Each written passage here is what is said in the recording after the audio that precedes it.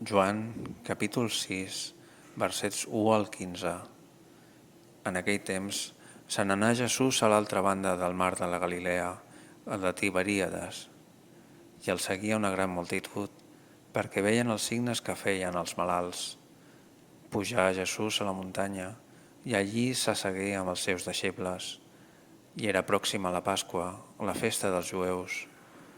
Aleshores Jesús, alçant els ulls i veient que una gran multitud venia a ell, diu a Felip: «On comprarem pans perquè mengin aquests?» Però això ho deia per provar-lo, ja que ell sabia el que anava a fer.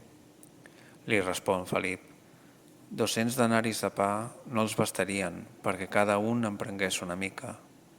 Li diu un dels deixebles, Andreu, el germà de Simó Pere: «Hi ha un noi aquí que té 5 pans d'ordi i 2 peixos, però això què és per a tants?» Diu Jesús: «Feu seure la gent». Hi havia molta herba en aquell indret, i s'assegueren els homes, en nombre d'uns 5.000. Jesús rebé doncs els pans, i havent donat gràcies, els distribuïa als qui estaven asseguts, i igualment els peixos, tant com en volien. I quan quedaren saciats, digué als seus deixebles: «Recolliu els bocins que han sobrat, perquè no es facin malbé». Recolliren així i ompliren 12 coves amb els bocins dels 5 pans d'ordi que sobraven els qui van menjar.